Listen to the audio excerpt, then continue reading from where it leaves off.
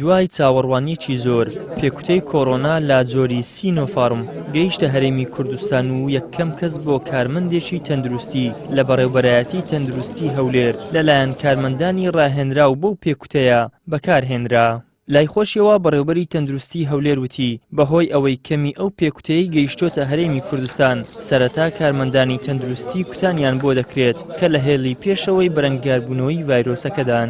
بەڕاستی ئەو بڕێی کە ئێستا کە هاتووە ئەو سنووردارە لەبەرەوەی سنووردارە ئێمە دوای ڕاوێژ لەگەڵ لیژنەی زانستی بڕیار لەسەر ئەوە درا چانس و هەل زیاتر بەو پزیشک و کارمەندانە بدرێ بە تایبەتی ئێستاەوەی ئەو ڕۆکە یەکەم وەزبە بوون ڤاکسینەکەیان وەرگرت ئەو کارمەند و پزیشکانن کە لە چاودێری چڕ کار دەکەن چونکە ئەوانەی لە چاودێری چڕی نەخۆشخانەکان کار دەکەن مەترسی لەسەر توشبوونیان لە هەمووان زیاترە چونکە ڕێژەی ڤایرۆسەکە لە ناو چاودێری چڕ لە هەمووان زیاترە. بە دڵنیاییەوە ئێمەش وەری دەگرین بەڵام ئەوەی ئێستا کە بڕەکەی سنووردارە بڕیار لەسەر ئەوە درا ئەو کەسانە بنکەوە لە چاودێری چڕ و نەخۆشخانەکانی کۆڕۆنا کار دەکەن.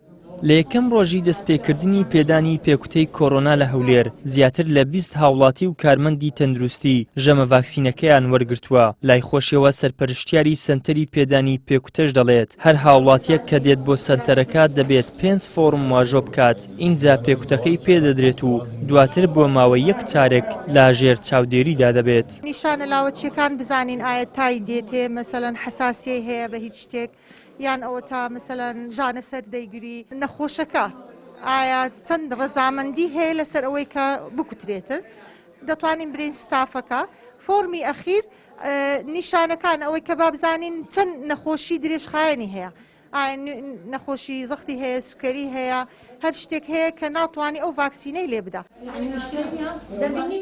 زۆرینەی وڵاتان لە هەوڵەکانیان بۆ بەرهەمهێنان و زیاتر پێشخستنی پێکوتەی کۆڕۆنا بەردەوامن. لە ئەمریکا و ئەوروپا، رووسیا و چین پێکوتەی جیاواز بەرهەم هاتوون و بەکاردەهێنرێن. ئەو پێکوتانەی گەیشتونەتە هەرێمیش لا جۆری سینۆفارمی چینین. ئەو کەسانەی کە پێکوتەیان بۆ بەکاردەهێنرێت نابێت نەخۆشی شێرپەنجە و نەخۆشی درێژخایەن و هەستیاریان با پێکوتە هەبێت و دەبێت تەمەنیان لا نێوانی 18 بۆ 60 ساڵدا بێت. ئیدریس محەممەد، کەناڵی ئاسمانی پەیام، هەولێر.